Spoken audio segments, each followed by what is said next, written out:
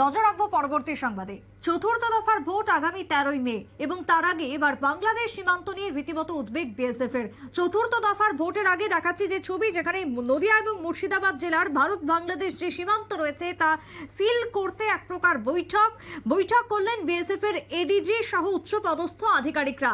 বাংলায় ভোট রয়েছে এবং এই ভোট পর্বকে শান্তিপূর্ণভাবে সম্পন্ন করার জন্য প্রশাসনিকভাবে ব্যবস্থা বা প্রস্তুতি রয়েছে তুঙ্গে। তারই সঙ্গে সীমান্তকে বিশেষভাবে নজর দেওয়া হচ্ছে, বাড়তি নজরদারি রয়েছে সীমান্ত এলাকা নিয়ে।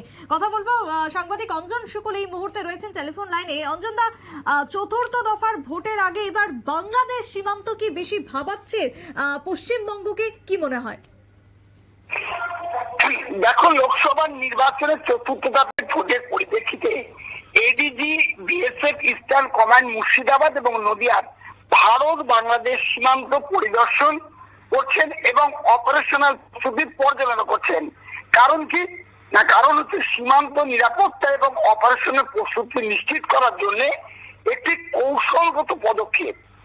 শ্রী রবি গান্ধী, অতিরিক্ত মহাপরিচালক ইস্টার্ন কমান্ড, কলকাতা ও ভারতের পশ্চিমবঙ্গের নদিয়া এবং মুর্শিদাবাদ জেলাগুলিকে দক্ষিণবঙ্গ সীমান্তের অন্তর্গত রেখেছেন। 13ই মে লোকসভা নির্বাচনকে সামনে রেখে ভারত বাংলাদেশ সীমান্তে একটি বিস্তৃত সফর করছেন এবং নির্দেশিকা দিয়েছেন।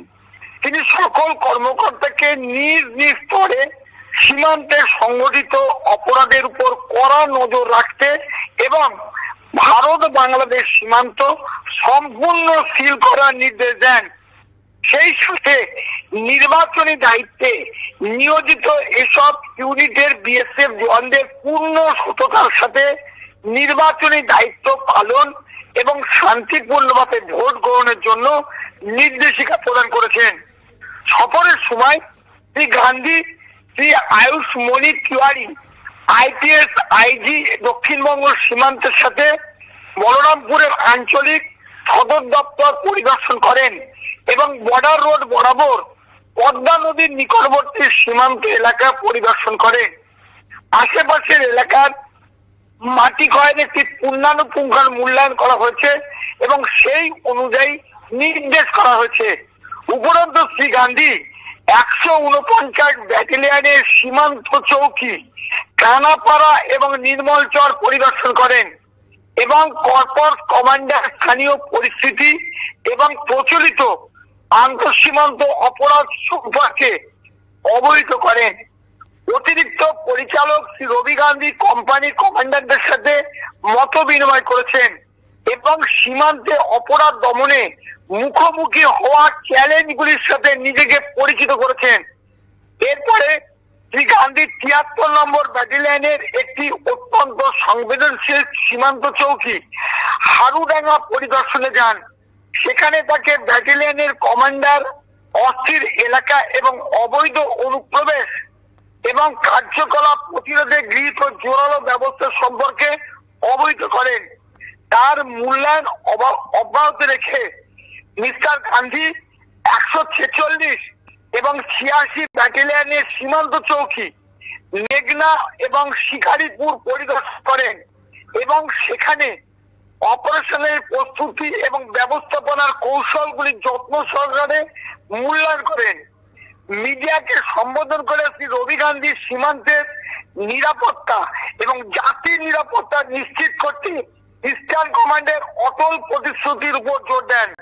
তিনি আন্তঃসীমান্ত অপরাধ মোকাবিলার এবং আঞ্চলিক অখণ্ডতা রক্ষায় সক্রিয় পদক্ষেপের গুরুত্ব তুলে ধরেন বিএসএফ এর জওয়ানদেরকে এবং তিনি বলেন যাতে কোন রকম ভাবে বাংলাদেশ থেকে কোনো দুষ্কৃতী যাতে ভারতে প্রবেশ করতে না পারে সেই জন্য সমস্ত সেনাবাহিনীদেরকে কড়া নির্দেশ দিয়েছে। একেবারে, এবং তার সঙ্গে চতুর্থ দফার এই ভোট পর্ব সম্পন্ন করতে বাংলা জুড়ে বিএসএফ এর ভূমিকা কিরকম থাকবে? দেখো, বিএসএফ সূত্রে আমরা যেটা জানতে পেরেছি পুরো বর্ডার সিল করা হয়েছে যাতে কোন রকম ভাবে একটা পাখি পর্যন্ত বাংলাদেশ থেকে ভারতে প্রবেশ করতে না পারে। বিশেষ করে ভারতের যে সমস্ত সীমান্ত এলাকায় অর্থাৎ নদিয়া এবং মুর্শিদাবাদ সীমান্ত এলাকায় যেখানে তার কাটার বেড়া দেওয়া নেই সেখানে কিন্তু বিএসএফ এর জওয়ানদেরকে কড়া নিরাপত্তার ব্যবস্থা করতে বলা হয়েছে। পাশাপাশি বলা হয়েছে কোন রকম ভাবে কেউ যেন কোনো ভোটে গন্ডগোল করে বাংলাদেশে চলে যেতে না পারে সেটাও কিন্তু দৃষ্টি দেবার জন্য বিএসএফ কে সতর্ক করা হয়েছে। একেবারেই তাই। অনেক ধন্যবাদ অঞ্জন দা তোমায়। আমরা কথা বলছিলাম সাংবাদিক অঞ্জন শুক্লের সঙ্গে। তবে বাংলা, নদিয়া এবং তার সঙ্গে মুর্শিদাবাদের বেশ কিছু এলাকা যেখানে সীমান্ত রয়েছে তার সব জায়গাতেই এক প্রকার সিল করে দেওয়ার জন্যই বেশ কিছু সিদ্ধান্ত নেওয়া হয়েছে, বলা যেতে পারে বৈঠক হয়েছে এবং তার সঙ্গে চতুর্থ দফার ভোটে বাংলা জুড়ে নিরাপত্তাকে জোরদার করার জন্যই বিএসএফ এর ব্যাপক উদ্যোগ এবং কর্মসূচি রয়েছে বলে খবর পশ্চিমবঙ্গ সূত্রে। ছোট্ট বিরতির পর ফিরবো, সঙ্গে থাকুন।